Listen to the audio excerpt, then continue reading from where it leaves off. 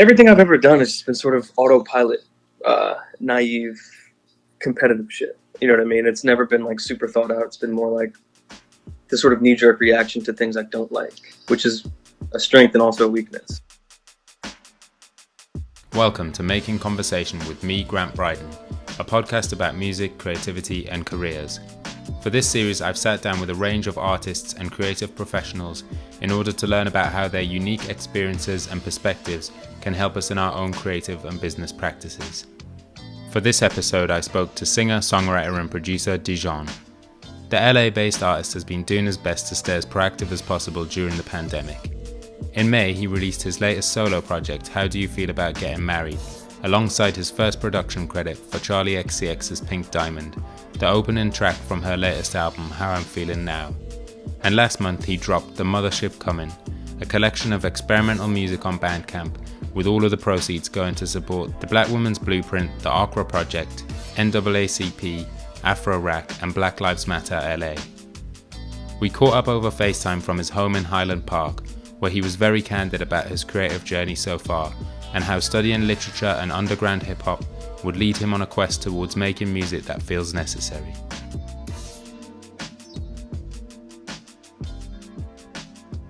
To start off, it feels like a tougher question than usual, but how are you doing right now, and how have you been adapting and reacting to what's going on in the world? Yeah, I mean, I'm doing okay. I'm doing as well as you can. My girlfriend and I tried to be as active and, participatory as possible in the LA area. And luckily there's a lot of people. So, there's a simultaneous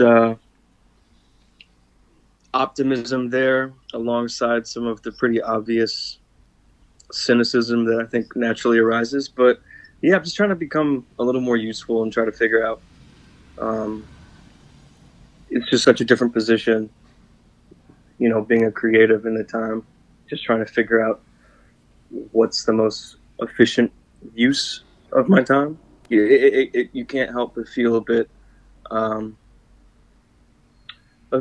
like the kind of thing that you do, especially like I'm kind of in this weird in-between stage where I'm not that big, but like, getting to the point where it's getting a little bit bigger, and it sort of calls into question the general usefulness of music sometimes. I mean, I know some people would say that's pessimistic, but this is kind of how I've always felt generally, and this sort of amplifies that kind of question for me. But just trying to figure it out, go through and try to just learn more about what I can do in my role in the situation. Sounds like a generic answer, but I think it's actually just as honest as I can be. You know what I mean? I'm still taking a lot of these things, absorbing a lot of things, and formulating my own little world and ideas about everything. So it's been weird, but it's been good. It's been hopeful. I like the idea of this sort of fledgling revolutionary ideology developing pretty organically. I like it. I'm a fan of that, and we'll see how deep we can take it, and how people like on the creative side can assist in that way. There's a lot of complications that go into it. So yeah, I wondered how it's been in. I don't know if you've been out sort of protesting and stuff, but I wondered how.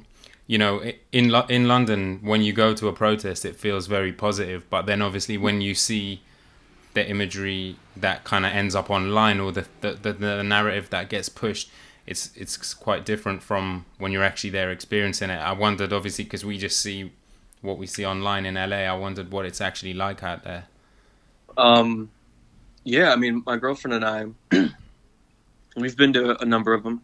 We were there at, I think, the most infamous one that was in Fairfax, and we were on Fairfax and 3rd.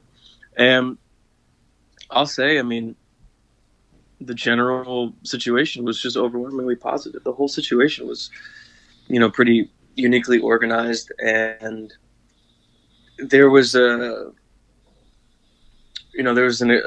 sort of excitement, but there was never really much tension.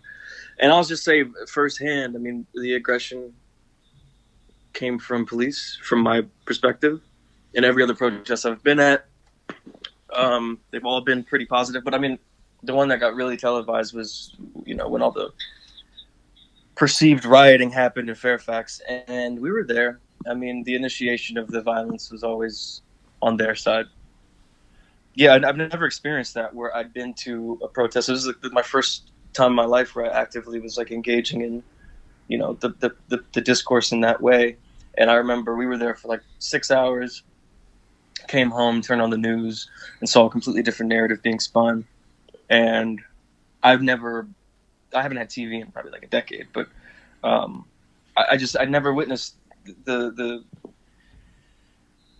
sheer force of media, of media manipulation in that way, and it was very disheartening. Every other protest I've been to numerous downtown. They've all been overwhelmingly peaceful. That's just how it goes, though. You know what I mean? I think that anybody with a functioning brain should understand that sort of militarized presence, which is very prevalent here, just creates aggression, and any sort of tension or release, I think, is completely justified. But with that being said, I never saw any overwhelmingly violent acts at the protests I've been to. They were all initiated by police, in my opinion. Not, this isn't a position to be like on a platform like that, but I'm just saying what I saw and what I've seen every single time. Is there's like a persistent aggression from the police force, and everything has been pretty positive, though. We've been getting a lot less media coverage of the protests now, but they're still happening pretty frequently. And I think there was one this morning that I didn't go to, but yeah, they've just been really peaceful. It's been very nice to see, and so many, non-black, specifically white people, sort of being there, and has been very interesting and very, very positive to see. You know what I mean? Yeah, this seems like generic stuff. I mean, people have more articulate ways of talking about these things, but yeah, they've been really hopeful, in my opinion. I mean, and I'm a pretty self-described pessimist sometimes, and these have been extremely positive, and have definitely shaped the way I've been thinking about things a lot differently. You know what I mean? So yeah. Even before that, we were already in a weird time with quarantine and COVID, and you've obviously been super creative throughout this time, or prolific somewhat, that you've dropped a bunch of stuff. How have you found that sort of period?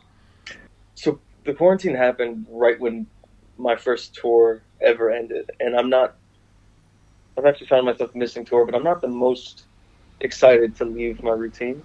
So when I got back, I was kind of just in this groove of, okay, I just got on tour. I just got off tour. The EP is about to be released in a little bit. I can go back to just kind of exploring and trying to feel around for certain sounds. And then we got locked down. And I'd say the first month was just one of the most productive months I've ever had. But it wasn't necessarily for the Dijon project. You know what I mean? I just was able to. There was no expectation anymore, so I was very free to wake up or stay up really late and do stuff, and that sort of helped me out quite a bit. But I will admit it kind of died down a little bit. You get a little bit of a cabin fever, like the 2 months in, and I found myself a little less inspired. So anything that I dropped a little Bandcamp thing, but most of that was being done sort of at the beginning of quarantine. Right. Just little things that I would share with my friends, and just other ways to sort of exercise. I get you get a little restless when you feel like you're inadvertently backed into a corner with the singer-songwriter stuff. You know what I mean? My root has always been in like production and trying new things, and so most of the stuff that I've been releasing was done pretty early in quarantine. And I will admit I probably haven't touched my computer in like a month, but yeah, it's been good. It's been like a double-edged sword. It's been a little stifling, and then at the same time pretty randomly quite inspiring. Yeah.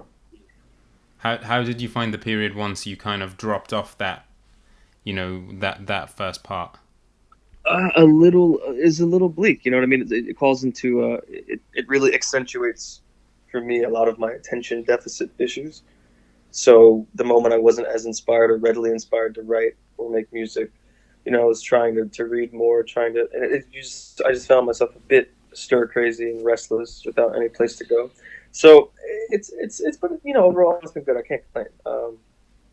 I'd say, once the protests and things started to happen, it gave a bit more of a purpose to the whole situation and to the lockdown a little bit. And it felt like more of a relief to be out there and trying to learn more and participate in that way. So yeah, it's just been double edged. Just learned a lot about my own habits. You know what I mean? Um, so we'll see. I can't say I want to ever go back to any sort of perceived normal. Personally, I have nothing. I have nothing out there that I miss really. But yeah, it's just put into perspective a lot of time management and stuff like that. And the days just blur by. So Yeah. Yeah, for sure. You were supposed to be touring with Vampire Weekend. I'm guessing, has that been postponed, or do you know what's happening with that? I think it's been just outright canceled for now, Right. which was totally understandable. Yeah, it was exciting. I was very honored to be considered in the situation, but yeah, I'm not like lamenting the loss. It was going to be a really odd run, so I was excited about that. And I've never been to that far northeast Right. in the U.S., so I was really excited to. I've always wanted to go to Maine, and so that's my big regret. Right. I don't know if I was necessarily super ready to perform at that scale. My friends and guys I play with live and make music with, we were all just kind of like, yeah, don't know how this is going to pan out, don't know how this is going to shake down. It seems very, very weird, but yeah, I was excited, and it is what it is. You know what I mean? Yeah, yeah. So going way back, what was your first experience of hearing music and feeling affected in some way by it? Both my parents are military, so I used to, periodically be under the care of like family members on either side, and a lot of those family members were a lot older. So I guess since the beginning, I was the only. My mom wasn't super good with like video or photos when I was a kid, but the few I've seen, they were all music based, which is very interesting to me. Right. This little video of me in a bathtub singing a gospel song. I never grew up. My parents aren't religious, so I don't know where I heard it, but I think it's just been there, and I think that I attribute that to just cousins at the time being like 16, 17 when I was like 5, and they were just given CDs or using their allowance to buy CDs, and I just listened to whatever was around. I was used to be obsessed with music videos, and I spent a lot of time alone as a kid, and that was just the kind of thing. I used to tape the radio and stuff like that, and all of those things are just kind of like my earliest memories. The most distinct summer I think I can think of was when I was 8, and I think Country Grammar by Nelly came out, Right. and I think the Marshall Mathers LP came out, and I was being watched by my cousin from my mom's side in Maryland, and yeah, I just remember like that's all we did all day. We would go get food or like ice cream. They would drive around, and that's all we would do is listen to those two albums, and those are like the earliest memories, and then also the Rush Hour 2 CD, Right. the soundtrack, or Rush Hour 1 actually, and those are my earliest memories of just like riding around listening to music, and just sort of the limitation of choice forced me to pick up on those albums pretty intensely, and they've been. I'm sure I could still recite every lyric off the Marshall Mathers LP by heart, and I haven't listened to it in years, but that was like the initiation for me with music. I think also the Chronic 2001 came out that time, Yeah, yeah. and yeah, that's the kind of stuff I was listening to when I was a little kid. So those are my earliest memories. Perfect. What kind of things were your parents listening to? Were they music fans? Were they musical at all? My dad, I didn't really actively live with my dad until I was a little bit older. But my mom, she's got this. She was military, she was Army as well, and she has this very unique perspective. She had a couple of CDs around, but my mom is like very apathetic toward music. So what she would do is, when I was a kid, she would just buy like kind of the latest CD, that existed, but she was never really married to anything. The only things I remember were at that time she had like D'Angelo's Brown Sugar, she had Erica Badu's Mama's Gun, and she had like Usher's My Way, and those are just like things that came out that she had. Didn't necessarily care much to like. She wasn't gravitating towards them for any, I think, specific purpose. They just were out at the time, and yeah, that was kind of I just inadvertently listened to the things that were given to me, but there was no musical emphasis in my life really, Hmm. and it wasn't really a thing that I thought that I would be trying to do. It was there always. At what point did you feel like there was music that felt like your music or kind of your soundtrack, something that you were really sort of living to and bringing home? I mean, I know you obviously mentioned Nelly and Eminem, but when you kind of really got into music and it wasn't just something that you sort of landed upon like that. Yeah, I'd say it's all pretty scattered, but there were like pretty early factors that happened. So when I was like 14, I was living in California very briefly, and somebody gave me a Little Brother CD. Right. They gave me like Little Brother. They burnt a copy of The Listening, Right. and I think I was like 14. And I remember being like, okay, this is crazy. And then somebody gave me maybe a year later one of MF Doom's records. I think it was like maybe it was Food at the Right. time. Yeah. I don't remember the time. It could have been something else, but that was when I was actively like searching, and then I simultaneously got into like file sharing. So I was introduced to like these Little Brother songs, whatever. So I started going on LimeWire and looking for other things that were produced by Ninth Wonder, and then I think I got into like, I'm going deep here, but there was a Consequences. I think Welcome to the Cleaners that was executive produced by Kanye. It was a little mixtape, which also had Little Brother, and I think I found that through like file sharing, and that was when I was really actively like, all right, I'm down. I'm listening to music. I was just like stealing everything that I could. You know what I mean? Like I think Lupe Fiasco had like those records leading up to Food and Liquor. He had some like float around singles and things like that. And I remember like actively hunting and searching in that realm for things. And then I got like into the clips and things just based off of like the radio would do one thing, I would search for another thing, find another thing, and that sort of I actively started hunting though. I think when somebody gave me a Little Brother CD, that just sort of was the beginning of things, and then pretty shortly afterward, I was given a cracked copy of FL Studio, and all these things sort of happened simultaneously. So I would listen to something and then try to recreate beats or make beats on FL Studio, and then it sort of moved from there. I got very obsessed with like rap's underground for a very long time, and I felt like because of the internet resources that I had like actively exhausted everything that rap had to offer. I went to the furthest reaches of like hip hop, you know what I mean, and became obsessed, and then also very nitpicky about the things that I liked, the things I didn't like, and at that same time, when I was getting sort of drained by the endless quest to sort of, I mean, I was all over the place. That stuff sort of like started a huge snowball effect for, you start off with like Little Brother, and then I ended up going all the way to like, I got into like LP, Company Flow, all the Def Jux stuff, the Aesop Rock stuff, and then you start to, that's kind of like the furthest it goes, rap at that time. So then I started looking for other things, and I would go, simultaneously between parents. So whenever I'd go to my mom's, I had friends over there who were more into like, like indie rock stuff. So a lot of them were listening to like Block Party at the time.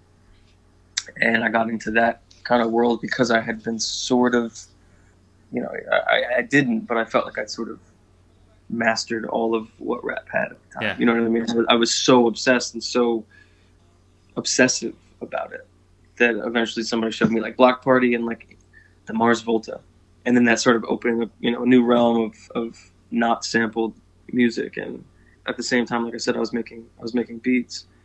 So I started to slowly shift the interest, and I did the same sort of obsessive hunting that I did with rap music, with like guitar based things by the time I was like 16 or 17. And yeah, both of those kind of converged. Those worlds sort of converged. They converged and they overlapped pretty intensely for me. And that was like, that's pretty much like the basic alchemy of how my music started to happen. What Yeah. what was the early stuff like that you were making on FL Studio? It was pretty sample based, pretty sample heavy. I was really obsessed with I didn't know how to use FL. I've never been much like a manual reader. And so I had found these really clunky, bizarre ways to like chop samples. So I would be torrenting like huge archives of like soul music, and then I would just sample the shit out of them. I would just chop little phrases and little things like that. It was very like, Dilla world for a while. That's where I got like my understanding of drums. I was just really obsessed with Dilla, and like everybody was at that time. But I was obsessed with what made the drums work. You know what I mean? I was listening to Voodoo a lot when I was like 15, 16, and I was always obsessed with the groove. And so all my stuff was very like boom bappy sort of, but decidedly pretty janky because I didn't learn what an EQ was until I was like maybe 19 or 20. So all my stuff was really blown out and like messy, but it was all soul based, sample based kind of stuff. Just trying to figure out how to make my own little identity. I was no good at. I'd actually heard of Tyler the Creator when I was like 15, going on 16, because, and I have a lot of respect for Tyler, but it's never been like the music that I gravitated towards. But I remember making music at that time and hearing like he had a MySpace that was called like Ace the Creator's, shit. And I remember hearing his shit and being so overwhelmed and so disappointed in myself because a lot of it didn't feel sampled. And I remember I was still trying to like kick around and try to figure out how to make a sound for myself. And this person I think was like a year older than me and was making these like very bizarre but very original sounding beats. I think at that time he'd only had like one or two songs with vocals on his MySpace. The rest of them were instrumentals. And I remember being like, "Fuck, I don't have like much of a sound here," because my shit was just like Dilla ripoffs. You know what I mean? And that sort of little things like that sort of galvanized me to start changing the way I made music. But for the most part, it was always just like trying to recreate these J Dilla common kinds of worlds. I think I really wanted to rap for a long time, but just never really did. So I was making beats that I thought I would eventually rap on. You know what I mean? Do you think at the time, did you think that you were good at it?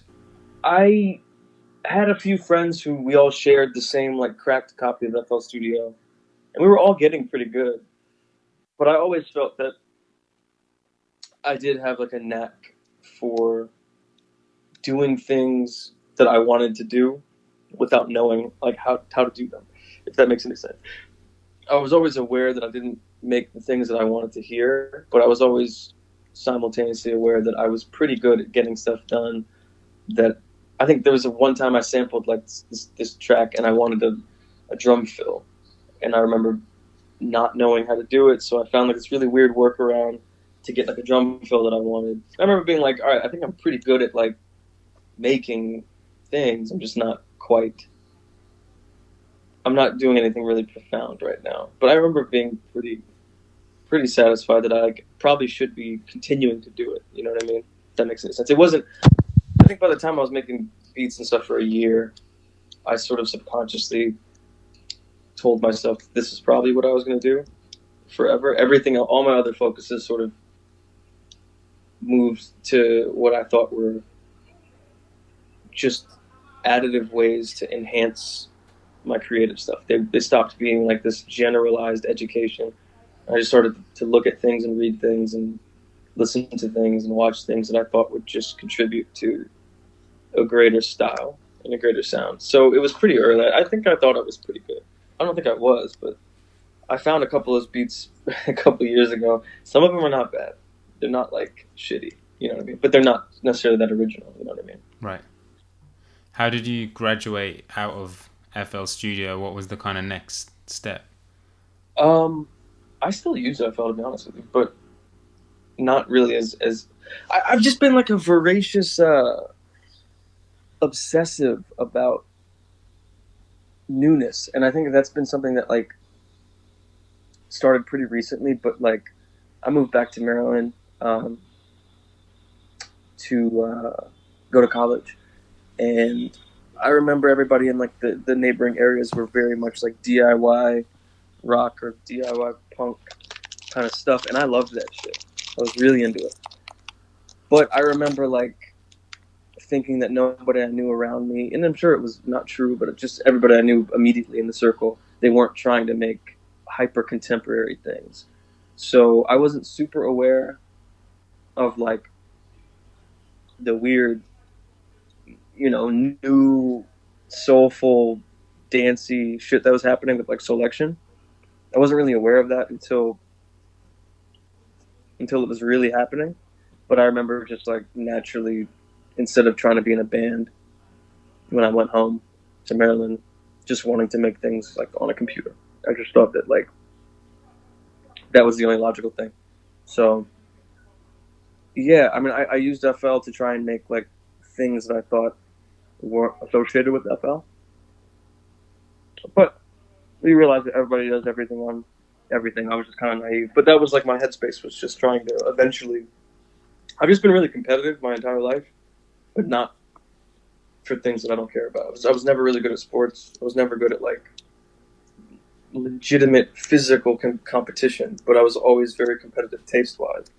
So I just tried to use things that I thought would challenge me to be limited, but also to try and do things in a certain confine that would bring out something new. So I never really stopped using FL. I use it all the time, actually, still. Okay. But if you mean like how did I get out of that little beat world, it came from like necessity. I started realizing how many people were getting access to DAWs Yeah. and how much better they were than me at producing. And everybody pretty much that I've ever met is a better producer than I am in like a technical way. So I just tried to shift from like doing things that I wasn't really like I wasn't into like making a sound super clean.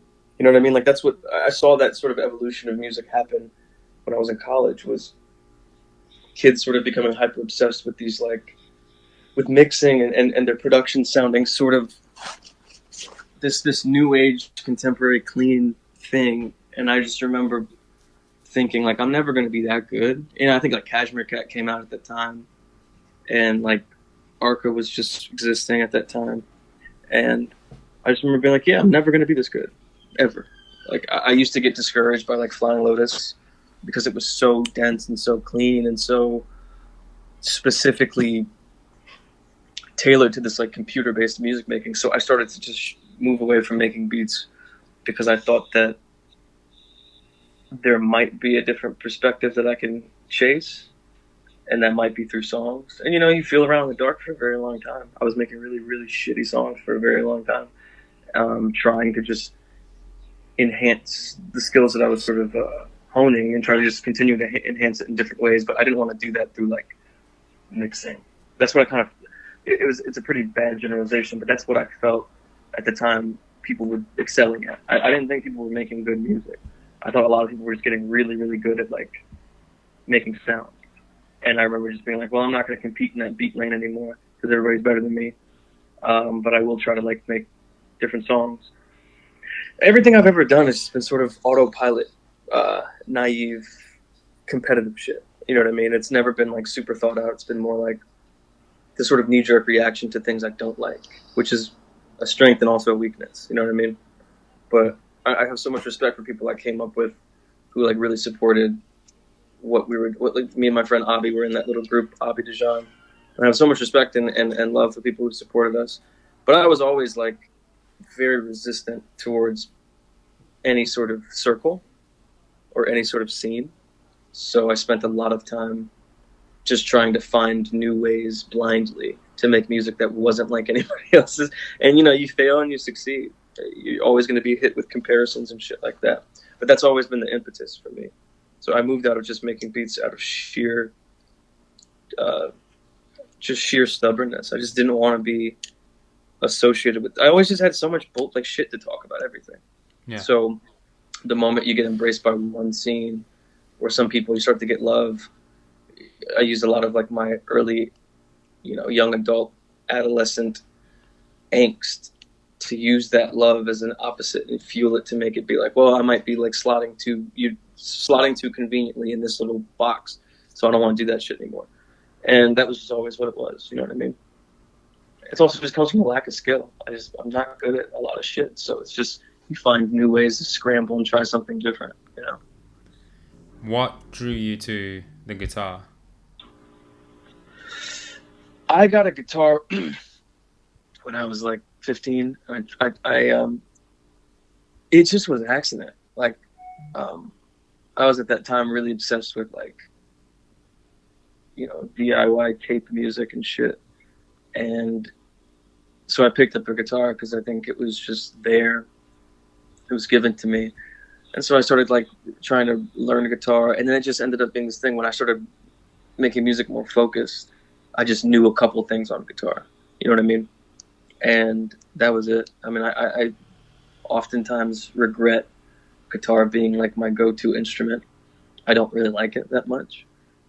But it's just something that like my muscle memory understands a little bit more than anything else. So that's kind of like my situation. Everything is completely random for me. I really wish I was better at keys, but I just learned how to write songs on a guitar.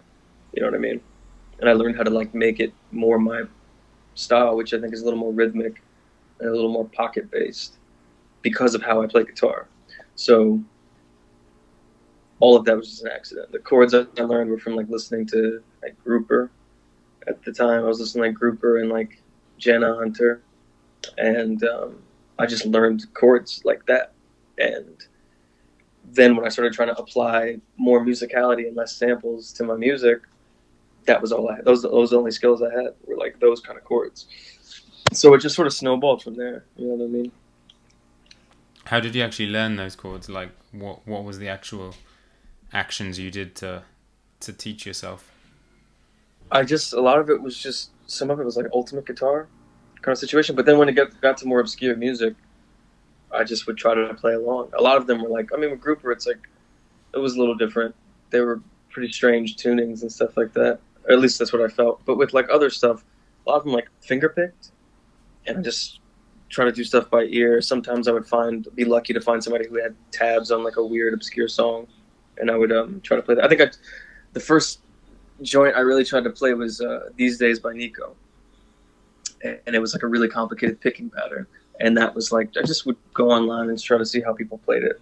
I was never really good at disciplining myself enough to learn something though. So I would just get like the basic first 20 seconds of a song and then just give up and just move on to something else. And then I just slowly started applying those things to songs that I would write, you know? I noticed a bunch of people have like learnt Skin and Nico's Red Truck and put tabs up and doing tutorials and covers and stuff. Have you seen any of that? I've seen a few and it's really awesome. It's quite surreal. I've had people DM asking for like the tabs to Skin, and a lot of them, when I respond, I just don't know. I actually had to recreate it live because I don't remember how to play it exactly how I played it, and it's cool though. I mean, I feel like there's so many better songs to learn on those. Those are pretty basic, but yeah, I mean, I think it's really awesome. That's exactly how I learned how to make music. So, what is it that you don't like about guitar? You just said that you wish it wasn't your go-to. I think it's just like a grass is greener kind of mentality. Like, I feel like I have habits that are formed because of how I play guitar, and structural habits, and I'm like I said, I'm not super disciplined with the technical side, so you fall into these routines or these patterns when you try to write a song, and just sometimes like the sound of a guitar just doesn't inspire me that much. It's just it's a very specific timbre, and I just don't always love it. And at the same time, I get surprised all the time when people do really cool shit on guitar. You get that like sort of fatigue after a while of like the frequency space that it takes up in a mix, and it sort of results in this it's my own personal problem, but I've noticed that it sometimes results in like an autopilot for me. So I've just been slowly trying to expand the sounds a little bit more and challenge myself to work with other things to make things more dynamic. Just because it's a guitar is a guitar is a guitar. You know what I mean? Um, and I'm just getting to the end of the excitement. Even though it's pretty naive, I can always learn how to be better at a guitar. I just don't always have the motivation to do that.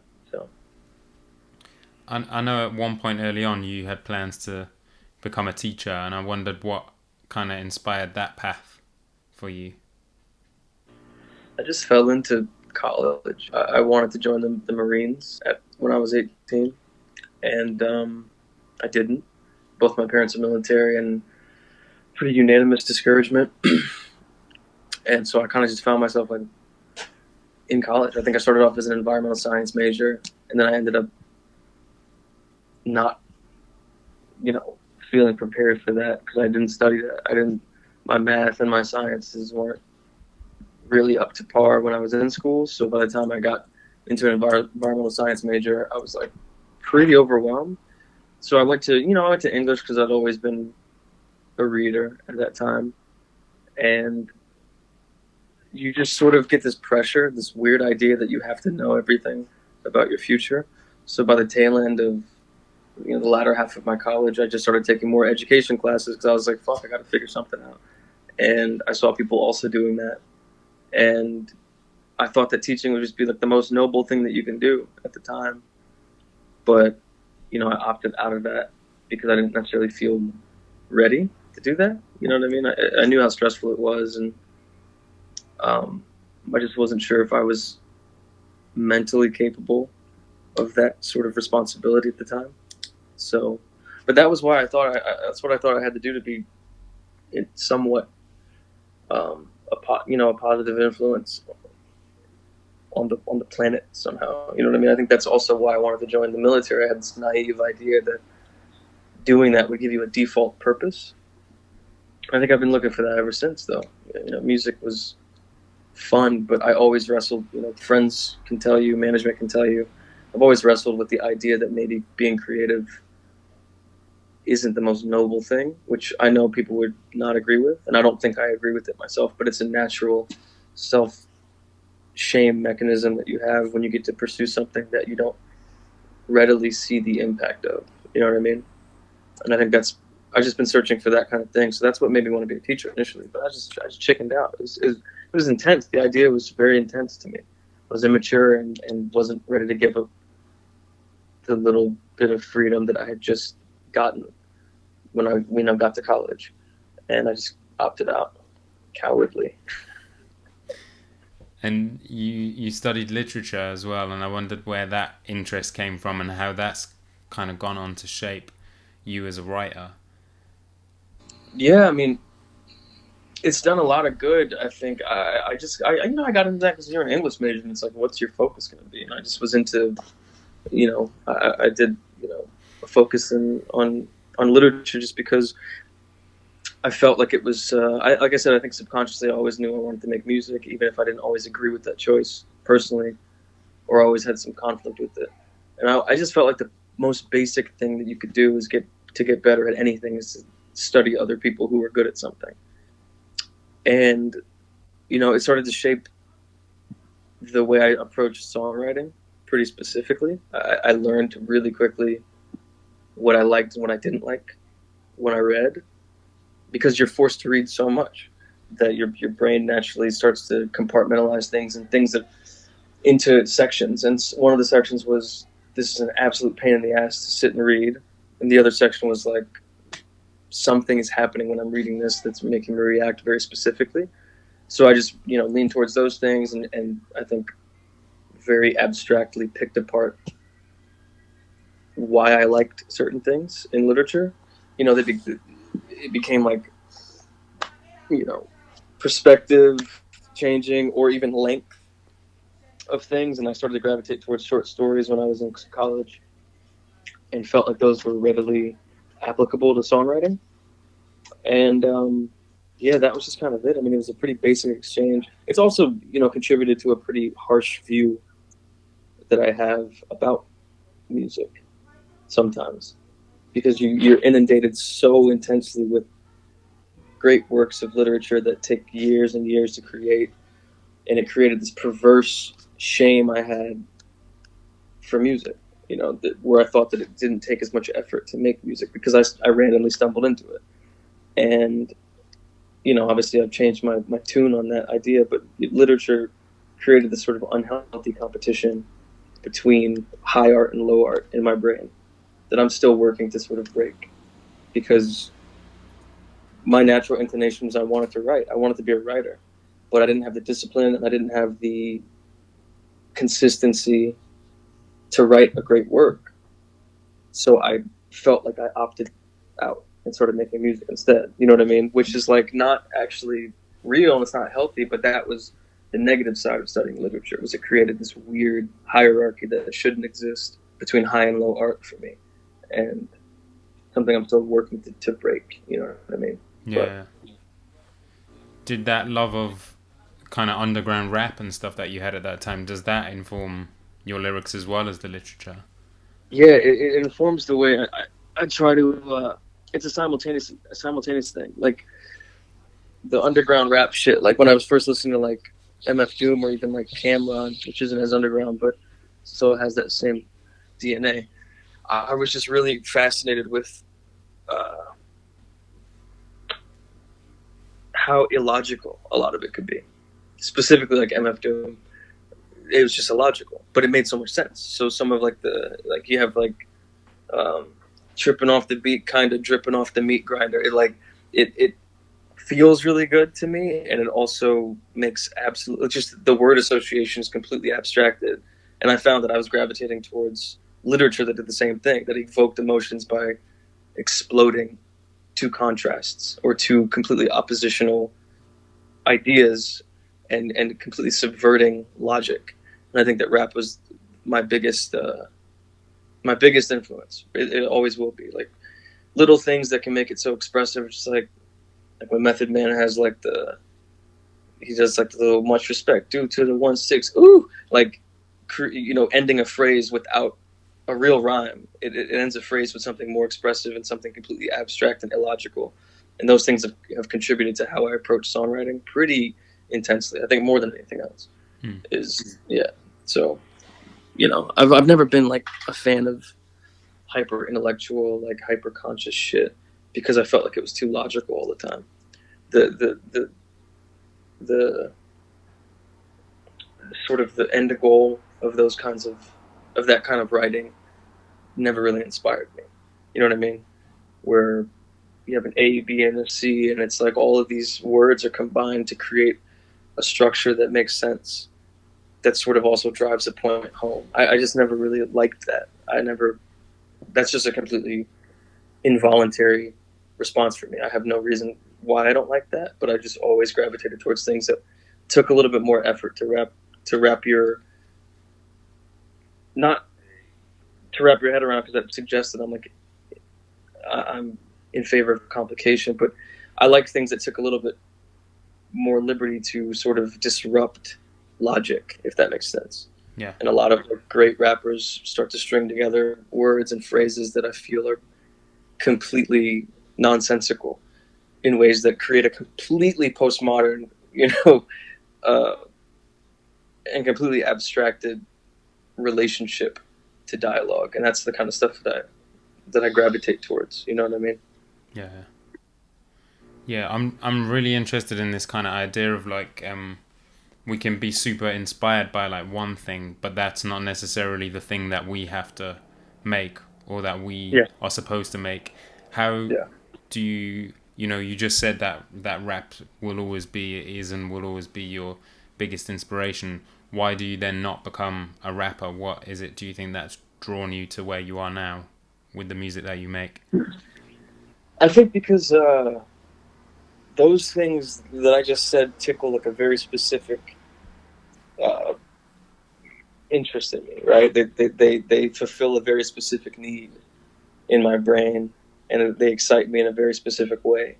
But I was also raised on very melodic music that once you have like an interaction of notes or like these harmonies or this interaction between a chord change and the melody that is chosen, if it's perfect to me, that creates this weird, not really quantifiable feeling that I always wanted to sort of chase and capture. Like, and it doesn't have to be like something pretty. You know, I got really obsessed with Bill Callahan when I was probably like 19 years old, and he wasn't the most. He's still not the most melodic um, musician out there, but the way that he would use time to meditate on like a phrase or meditate on like a chord, and then very willingly choose to change it and then say something that I thought was very effective over this new palette. That's kind of stuff that I think I also got obsessed with, and that was less easy for me to quantify. And it started to span different genres. I would feel the same listening to the Microphones as I would listening to D'Angelo, and how disconnected those two are sonically didn't really matter. And that's why I started making music that I think was a little more song based, because I knew that eventually, if I got good enough, you could start to bridge gaps that are completely illogical and create an emotional resonance that persists regardless of what it sounds like. And that's why I kind of moved towards those things, because it's completely unnameable. It's the closest you get to something magical, very spiritual to me. Whereas the other things that I love about hip hop and things like that, I can kind of always break them down into reasons why they excite me. I can't really tell you why I get the same feeling from like a Beatles song or a Aretha Franklin song or something. You know what I mean? Like it's less easy to pin down for me. So When did you first start singing and sort of using your voice? I was part of a friend of mine when I was like 16 or 17 showed me how to like record on a 4 track. And the first thing we ever did, his name is Sean Danaher. And the first thing we ever did was this series of really intense, abstract, noisy numbers that relied on a lot of like vocal looping. And I just like started moving from there. Like eventually that interest starts to calm down in making the abstract stuff. And then you start to go towards, well, how can I like write a lyric or something like that? It's just like natural curiosity, you know what I mean?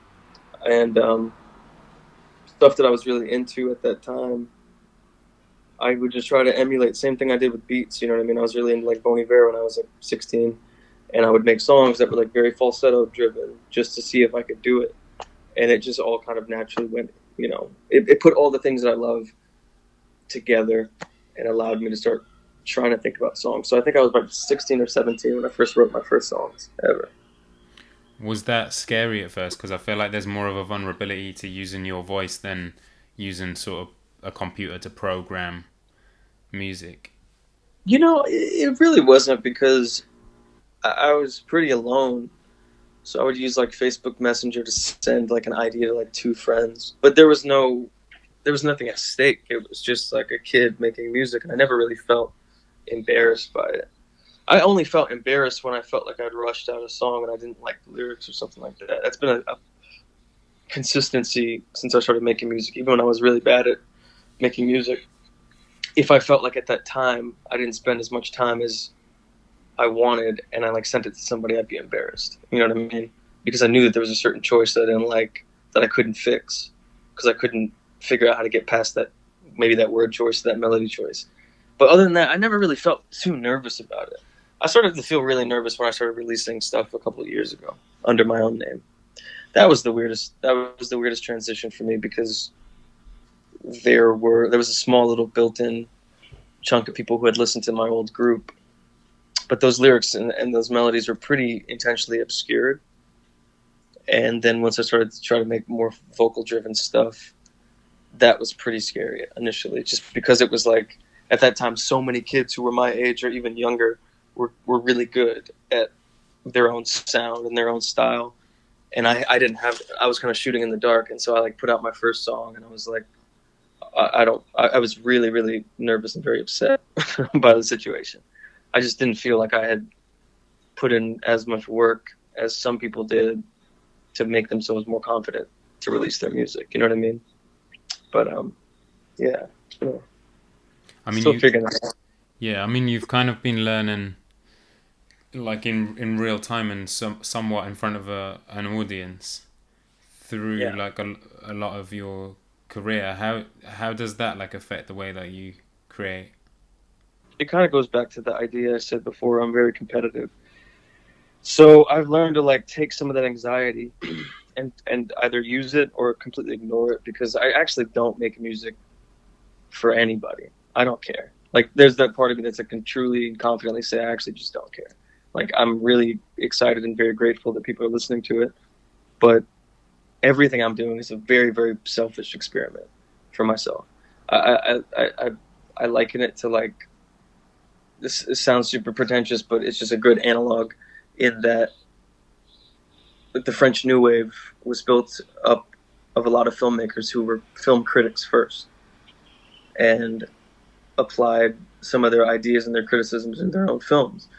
And that's what I can kind of consider with my music. It's like I don't really care. The end goal is I hope that it becomes functional enough that people can like it on a practical level. But no choices I've ever made have been for any other reason than my own selfish self-interest to try and figure out if I can add to or expand upon ideas that I think are nice. You know what I mean? And that comes with a lot of risk. That comes with a lot of accidental, fuck ups. It comes with a longer gestation period for me. It comes with a series of mistakes that you make because I'm making things out of criticism and not so much out of like freedom, if that makes any sense. I make things because I can, but also because I'm supremely uninterested in a lot of other music. You know what I mean? And some people, in some worlds, I respect so much that I don't have any interest in like trying to expand on those worlds. But when it comes to singers and songwriting, and I always will have a bone to pick with something, and that's what kind of pushes me to make music. So people's sort of perception of it is very welcome, and criticism is extremely welcome. But I don't really make it for any other reason than just to sort of fulfill my own little weird fantasies of what music could sound like eventually. You know? Yeah. I was really struck by this quote that I read from you where you'd said that you lost something since you started to really take what you wanted to do seriously. And I wondered if you've had any luck kind of identifying or reclaiming whatever that missing thing is. Yeah, I think it's just like, there's multiple things. I've lost the greater enjoyment of music. I've lost the same, like that weird naive fandom that I had because all of my musical pursuits have now angled my perception of music as sources of either inspiration or competition. There's no middle ground anymore. And I've also lost, like, I think a little bit of a sense of the, I think sometimes like the purpose of existence is just this anonymous functioning and contribution to the world, right? I waited tables for like 6.5 years, and there was something so freeing about how completely detached I was from any sort of ego pursuit. And you just sort of function, and then you can either decide to like continuing to function in that little space or resisting the space and contributing to a greater good. And I think that I lost a little bit of that. I don't know. You become a little more self-centered and a little self-interested, and every sort of interaction you have can become, if you choose to make it this way, it can become like a weird journalistic or like anthropological pursuit to try and enhance your own creative shit. And I just think that's amazing at times and sometimes very depressing for me. You know, I'm at war with this constant need to try to make something really good, which I think in turn makes me enjoy the simple stuff a little bit less because you're looking for grand, sweeping inspiration throughout life. And I don't think life owes you that. And I don't think existing really owes you anything. I mean, on like the basic, like existential level, but you find yourself looking for inspiration instead of creating it. At least my perspective. and I found that a bit disheartening, you know. But it is what it is, I suppose. How do you think you can develop like a sustainable creative mindset where you kind of not battling with these ideas of making the perfect song and everything have, like, how do you make it something that's sustainable that you can continue to do without sort of damaging yourself too much along the way? I think I've started the process, which is surrounding myself very slowly and very deliberately around people who are really good at what they do, and also extremely separate from my own process. I think it allows me to just see what the creative aspect of my life is for what it is, which is just a thing that's happening. It's just some sort of collection of psychological impulses or some sort of neurological specificity that allows me to make music. And it's not as precious as it needs to be. And I think that, I think also just releasing music has humbled me.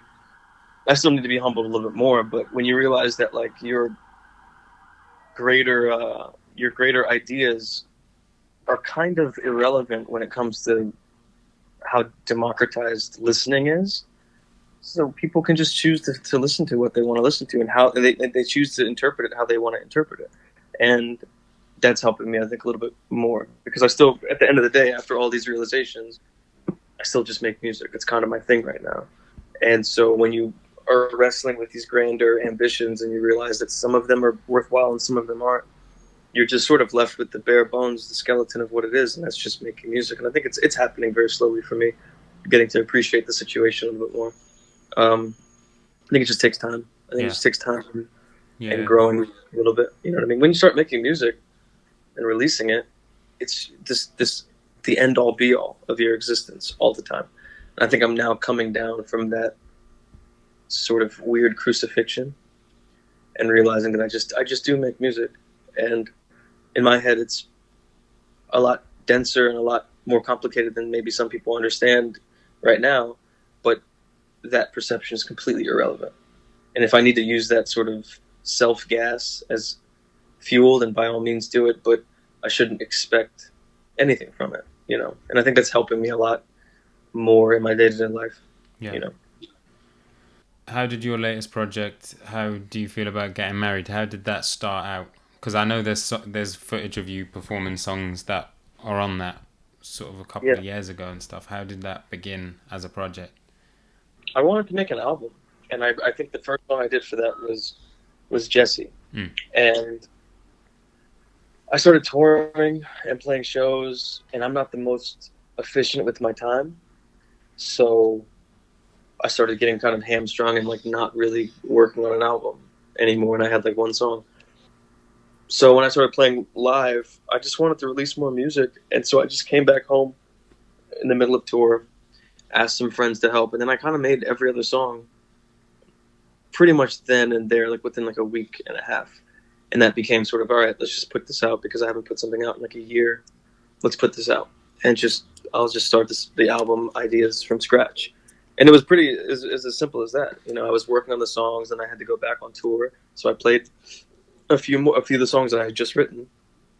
And that became like also a way for me to get excited because, you know, I started playing shows a year and a half after I released my first music, which sort of disheartens you a little bit because the touring opportunities weren't there when I first made that music.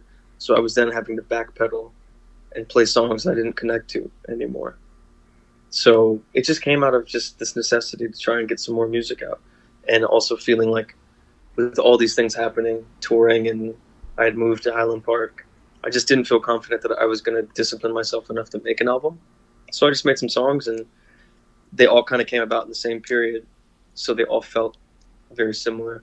And I just decided to put it out, you know. Still chasing that white whale of an album. I have a problem with albums. I don't like them. Right. I don't like them anymore. And so I have a difficulty trying to convince myself to create a larger body of work because I've always made music in real time, you know, and I'm trying to find ways that an album or the greater idea of an album can be challenged because I think that there's a lot of there's a lot of unnecessary stress on the idea of an album. And in my head, how do you feel about Getting Married as an album?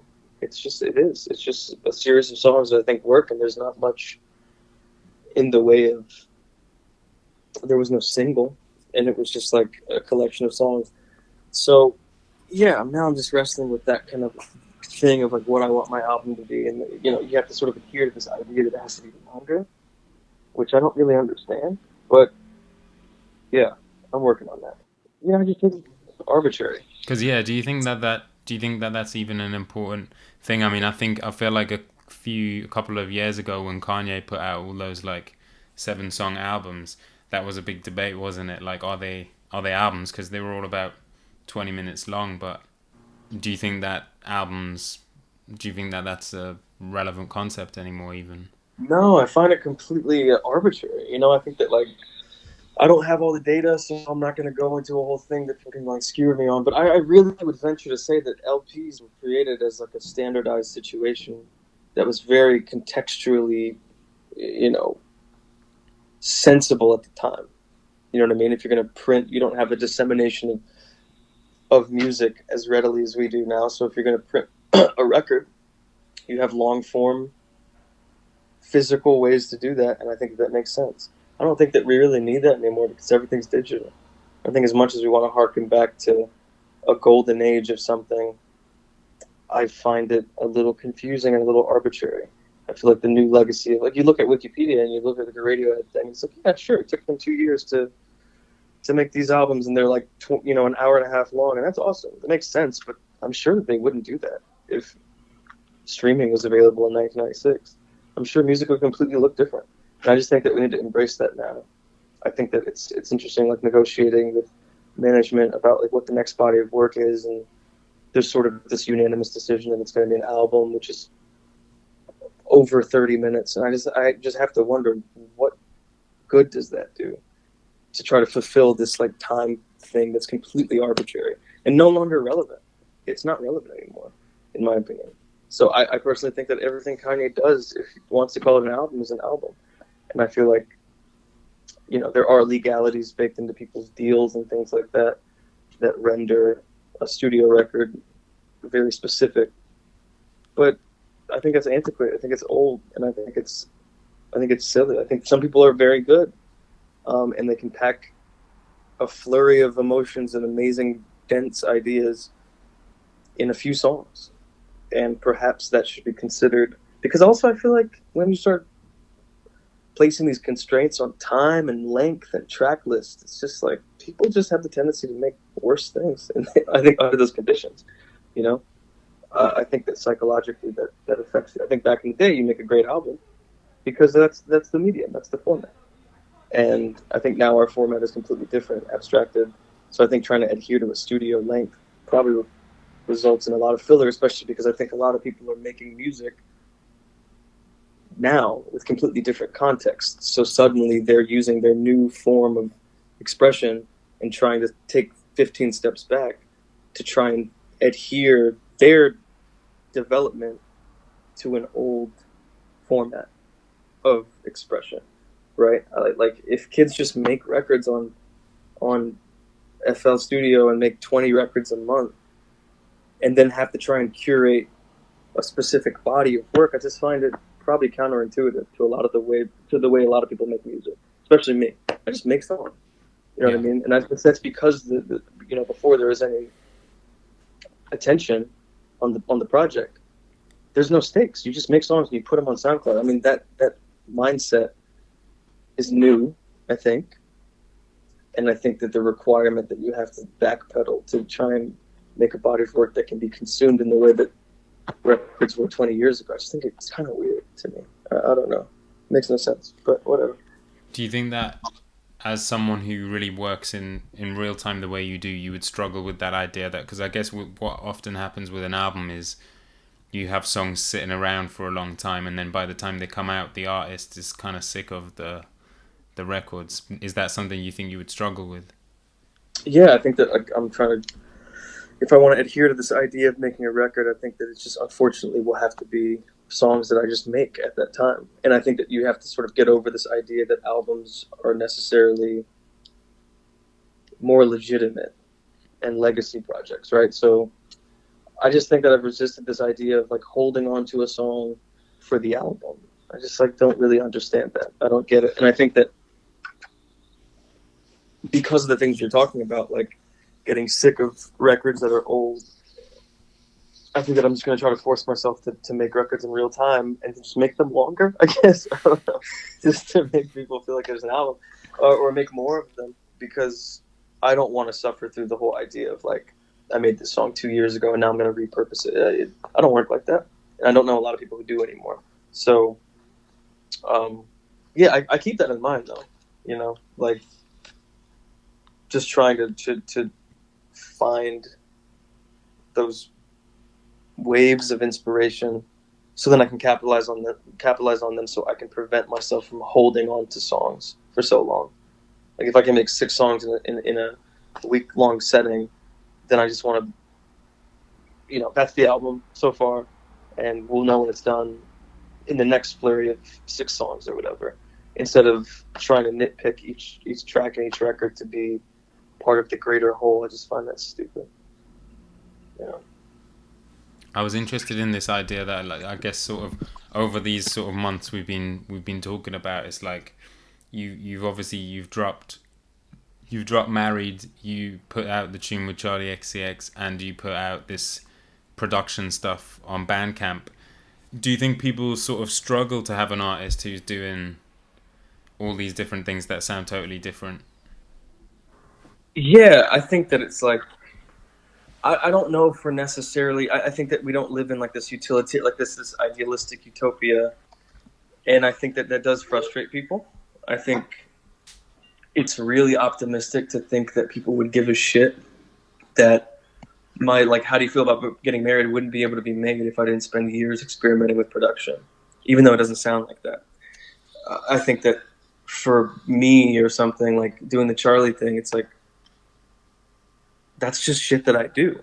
And anything that people gravitate towards now of my own work, it's inextricably linked to experiments that I'm constantly doing or influences that I've constantly had. But I do think that people get frustrated that it doesn't necessarily serve the same purpose as like a Dijon project would. You know what I mean? I've noticed like, yeah, there's people who are very positive, but some people who are completely apathetic towards any other expression of this thing, because I don't necessarily, it's not providing the same function as my other music, and therefore it's not as relevant, which is totally fine.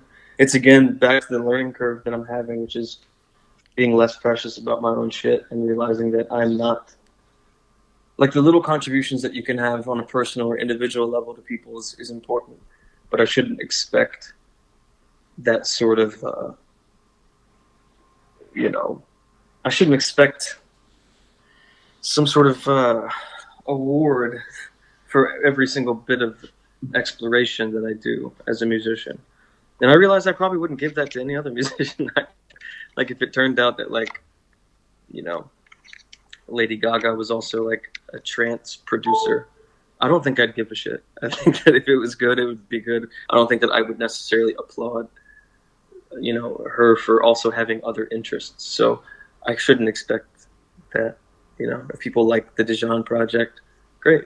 I guess it's not really relevant if they care if I like made a weird ambient song that sampled Christina Aguilera. I don't think it's their job to give a shit, So yeah, but I'm sure some people are really frustrated by like getting a notification that it's not new music, that it's just like another thing that I'm doing. I'm sure. How did Pink Diamond sort of come about, and what was the version like that you sent to Charlie? Yeah, like I said at the beginning of the conversation, I was right when quarantine happened. It sort of gave me so much excitement and freedom to do things that I wanted to do, and I think that I was just making like a series of. So I've been really fascinated with trying to get out of the box because I've never been good in the box. I started making music on a 4-track with a sampler, and the sort of the necessary tools that I needed to make songs and other things started to gravitate towards the computer for a while. And I was, I'm still broke, but I was like very broke at the time, so I didn't really have a lot of options. And once I was able to have a little bit more flexibility with like, okay, I can put a couple $100 towards this piece of gear that I've always wanted to figure out how to use, I was able to kind of do that. And once I got back from tour, I was able to get a few hardware things that I've always wanted to experiment with. And because I always felt that my sort of inspiration doesn't come through attrition. It comes through complete accidental happenstance. And I always felt that like using hardware would allow for more accidents for me.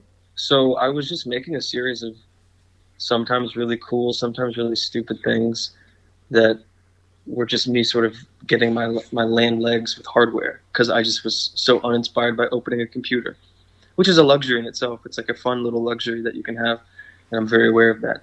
And a friend of mine that named BJ Burton, who was executive producing Charlie's record at the time, he's just been a friend through mutual friends here, just hit me up and was like, yo, I'm working on this Charlie record. Let me know if you have anything. And I've always wanted to produce for other people. I really always have. And so I actually had made the Pink Diamond beat that day, and he sent me that text, and I just sent him the Pink Diamond beat. It's the only thing I sent him. And it was pretty much exactly the same, except the beat switch. There's a beat switch in there that happened because maybe a week after I sent him that beat, Charlie hit me up. And I'd run into Charlie a few times, but we'd never really talk. And she hit me up, she got my phone number, and just sent me a demo on the initial beat. And it was pretty much exactly what the final track sounded like. But they just sort of were saying like, okay, this is cool. Can you finish the song? And I was like, yeah, this is dope. So I just, I waited like a week or two. And then BJ was like, yo, we want to submit the song.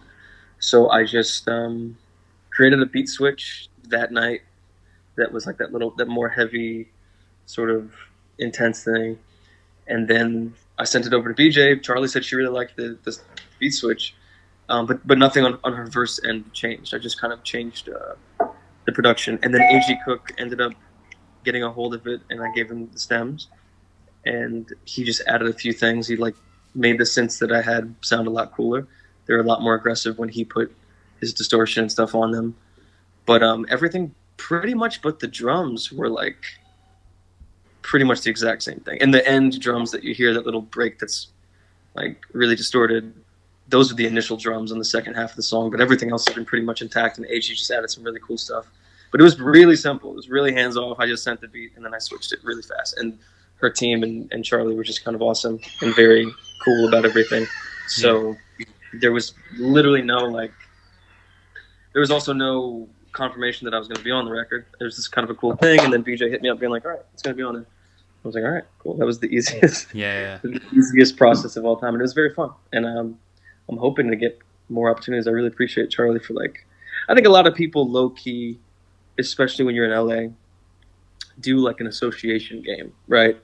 And people had heard that I was like making like acoustic music or like singer-songwriter stuff.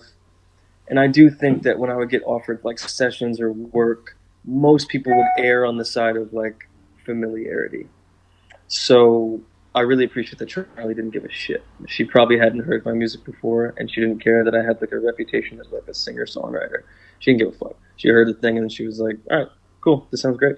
Like that was the biggest takeaway, was that she's pretty rad for not using the association game. You know what I mean? I think some people would get turned off by the idea that I make like softer music sometimes, and that never came up, which is cool. You know.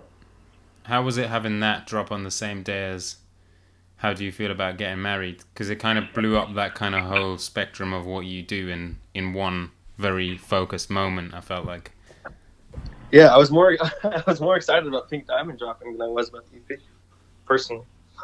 I just felt like, because it was kind of like a small victory for me. I've always had a grander vision of like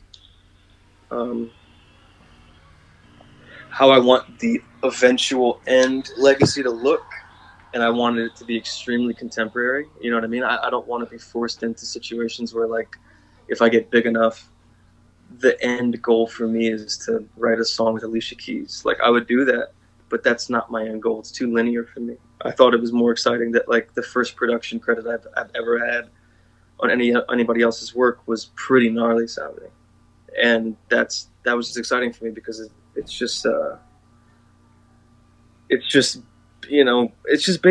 like this ego thing. I don't want to be considered anything specific. I just want it to constantly fluctuate and be amorphous and occasionally frustrate people. You know what I mean? But all for the greater good. I think that the Pink Diamond song is really sick. I don't think it's like aggressive for aggressiveness' sake. I think it just sounds really cool, and I think as long as that function remains, that's the kind of stuff that I want to do. So I was more excited that Pink Diamond was coming out. But a lot of people had no idea. They just didn't give a shit, which is cool too. It's very humbling. You know what I mean? Like, I'd never really. I've listened since, but I went on like Reddit and I saw this Reddit thread, and someone was like, "Oh, who produced Pink Diamond?" And everybody's just like, "I think it's Sego Bodega." And I was like, "Oh, word." And then someone was like, "No, this is who it is." And everybody was like, "Oh, okay, cool." Like, I thought it would be more fun, but it wasn't. But it's cool. It's a cool opening track. I think. Yeah. I think it was a good choice. Perfect. What's the most difficult thing that you've had to overcome so far in your career? Comparisons are the first thing that come to mind.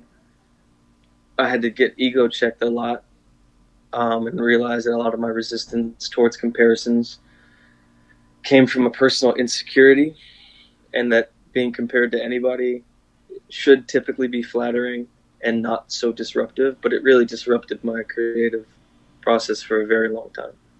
Being compared to acts that I didn't necessarily listen to, or being compared to acts that didn't directly influence me, or that felt pretty arbitrary, frustrated me for a very long time. And that's been a huge thing to kind of get over and realize that it doesn't really matter. Another thing too was just touring. Touring's fucking hard, and I do probably too much live because I'm frustrated by the performer crowd dynamic. So I try to do too much, I think, and it just takes a huge physical toll on me. I had to go to like an ear, nose, and throat doctor because I blew out my voice when I was opening for Omar Apollo. And that was just frustrating because it's just like you have a literal physical obstacle that is very hard to get over. And it requires like practice, and it requires training, and it requires commitment. And I'm not used to those things. I'm used to like completely working on my own pace and my own schedule of things, and just realizing that I couldn't express myself live every time the way I wanted to was very frustrating for me. So those are the only two things. Everything else is just like you chalk it up to process. I don't write a lot of music, or at least I don't write quickly. So that's always been also a frustrating thing. It's trying to balance how to effectively capture and exercise that muscle without compromising. I don't want to be that kind of person who writes like, I meet a lot of people who write, 300 songs a year, and I just couldn't really give a fuck about that. Like, I just don't care. But I'm also trying to figure out how to more effectively write, how to do it quicker, and how to do it. I have like such a problem with my own brain that I wish I could be the kind of person who says like, "Oh, I'm writing every day. I'm like looking at the world and observing." It just doesn't work like that for me, and I'm trying to figure out how to more effectively streamline my process because it gets very frustrating. Which is, that's a tough one too. Is to try to be more effective as a songwriter. I just like it's one of these things where people just do write songs all the time, and it's this war I have where I respect the commitment and the belief in music so much that that's what people do. But I also have an inherent skepticism that if I did that, perhaps my love of like magic would go away if I felt that it was easier to pin down, if that makes sense. And it's not a great justification, but it is a justification in some way. It's just I don't want to write like ditties all the time. I want to like consistently challenge myself to think about new music and think about new perspectives and new arrangements. And sometimes I feel like I don't want to dilute that by trying to write every single second. I just don't. I can't really quite compromise the two yet. it bothers me, but yeah. What are you most proud of about what you've achieved so far? There's two things. I think that I was pretty lucky and pretty fortunate that I developed a specificity through stubbornness. And I think that like the first time I tried to record the first song I ever wrote for my own project was Wild, and I released Wild like probably 2 years ago. And that was the first song I ever did for this project, and I was I'm mostly proud of the fact that I had an idea of how vocals should be processed, and then that's become like my thing now. And also the guitar voicings. I think I always just really couldn't stand the way people were like, especially with the advent of like bedroom pop, just the way that everybody's got guitars being like phased out or flangered out, and then like there's like weird vibrato on the guitar, and then everybody sort of voices their guitars very similarly. I couldn't stand that shit. So I took a lot of stuff from country music because I like the way that they voiced their stuff, and I think I'm very proud of like having a very specific approach to my production and my like voicing choices. It's a little bit technical, but that's just something I'm very excited about. Is that it feels very distinctly me, and I think that when people try and like pinpoint it, they don't really get it. I often tell people how I do everything, but I think it has to do with just experimentation. I'm happy that I was willing to like put out music that maybe wasn't as good as it could be, just because it kept me on my toes and kept me learning. You know, I think that I'm developing a very specific approach, which allows me to try new things a little more confidently. I don't have to like worry that how do you feel about getting married is like too quiet, because I think that the other distinguishing aspects of how I approach songwriting are pretty intact now.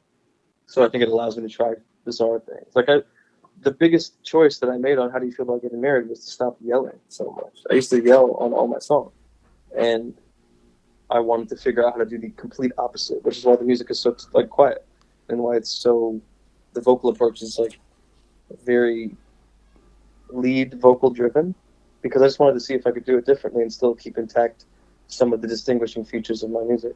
And I think that I'm just proud of like, continuing to persist in a very stubborn route of not trying to write anything that I don't feel capable of writing, you know, and using my voice more effectively and more dynamically. That's my biggest pride of things. Everything else is just sort of an illusion. I don't really need it. Yeah. Perfect. And then lastly, what does success look like to you? I don't know what it looks like. I know what it's going to feel like, though, maybe. And I think it'll feel like I had created a little world that I think was needed, or sort of filling up a space that hadn't been filled up yet. And I think that I haven't done that yet, and I'm very confident in saying that I haven't done that yet. I don't think I've made much necessary music. Maybe the closest song to a necessary song I've ever made is probably either Nico's Red Truck or Jesse. I'd say those are the only two songs I've made that I'm like, this might be necessary. But I think that's what it'll feel like, is knowing that I can confidently say that I'm like occupying a space that nobody can. And I don't know if that's necessarily true right now.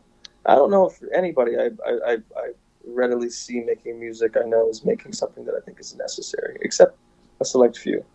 I think that there are a few out there that I think are making things that are absolutely undeniably new and undeniably needed, and I think that I will actively say who they are. It's Terza. I think Mika Levy and Terza are making some of the most important music in the world. I think Arca is making some of the most important music in the world. I'd say a lot of my friends are approaching that world, and everything else is just, I think everybody's on the same path. They're just trying to carve out a lane that's super neat, and I think I'll know what that feels like when it's like, okay, I can look at my music objectively and say this was needed. You know, I think that I have a very objective lens on what I do. Yeah, I'm still getting there. You know, it's a process. Thank you for listening to Making Conversation with Grant Brydon featuring Dijon. If you like this episode, then please be sure to rate, comment and subscribe wherever you're listening to podcasts. You can listen to Dijon's How Do You Feel About Getting Married on streaming services now. You can find me on social media at Grant Brydon.